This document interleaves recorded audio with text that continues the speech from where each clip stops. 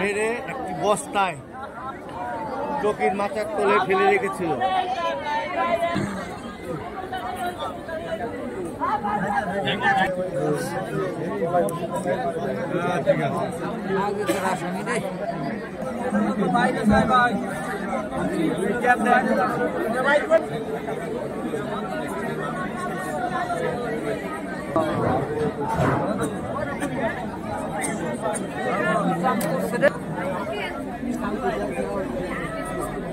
কই হ্যাঁ হ্যালো একটু সাইডে দেন আমার কাছে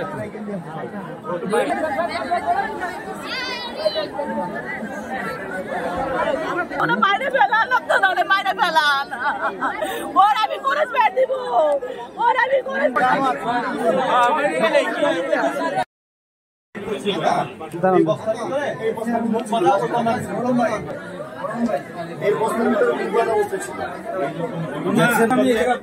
বিদ্যুতের তার দিয়ে গলা শ্বাসরোধ করা হয়েছে। মরে গেলে সমস্যা কি ও মানি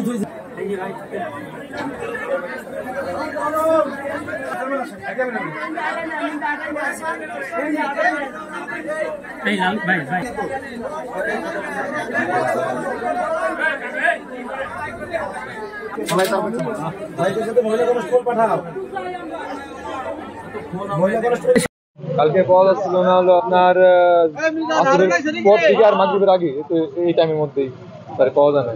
বের হয়েছিল আপনার আসরের পর। হ্যাঁ পরে আসর পর বের হয় আর তো বাড়ি যায় প্রত্যেকদিন বাড়ি যায় মাগরিবের আগে, তাই কালকে আর বাড়ি যায় নাই।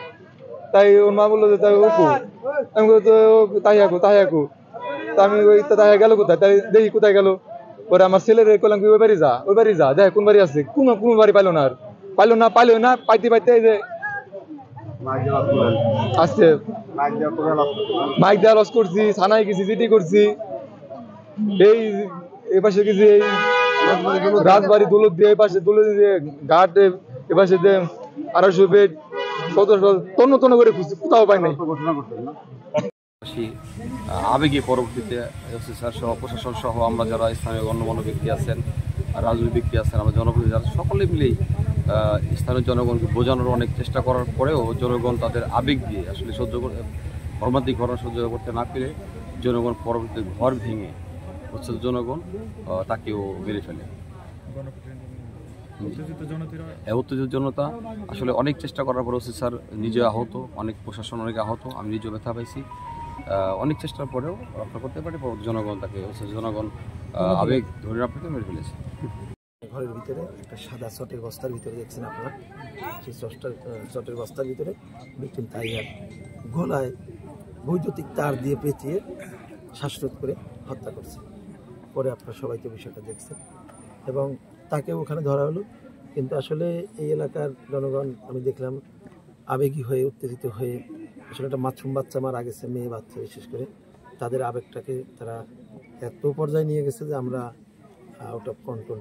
সেটা আমরা অনেক অনুরোধ করছি। এখানকার জনপ্রতিনিধি ছিল, সাংবাদিক ভাই আপনারাও ছিলেন, ছাত্র প্রতিনিধি সবাই ছিল এখানে, সবাই তাদেরকে অনুরোধ করছে, কিন্তু তাদের আবেগটা এমন পর্যায়ে গেছে যে এটা বাঁধ ভাঙা জোয়ারের মতো, আমরা সেটা তাদেরকে প্রশমিত করতে পারিনি। তখন তারা সেই যে মানুষটুকু যে খুনি পাষণ্ড তাকে ওই আবেগের বশবর্তী হয়ে প্রহার করছে এবং গণপ্রতিনিধি সে মারা গেছে। আইনগত প্রক্রিয়া এখন এই ব্যাপারে আমরা ভিকটিম যেহেতু তার তো সুরতাল করে আমরা পোস্টমর্টমের ব্যবস্থা করবো, আইনগত ব্যবস্থা করবো এবং যে মারা গেছে গণপ্রতিনিধি উত্তেজিত জনতার হাতে, সেটার ব্যাপারে আমরা পরবর্তী আইনগত ব্যবস্থা করব। ছোট শিশু বাচ্চা তো আসলে বিষয়টা মাথায় খেয়ালে যে তার উপর পাশবিক কোনো নির্যাতন চালানো হয়েছে কিনা সেটা আসলে পরীক্ষা নিরীক্ষা করে ফরেনসিক পরীক্ষার মাধ্যমে জানা যাবে। Thank you.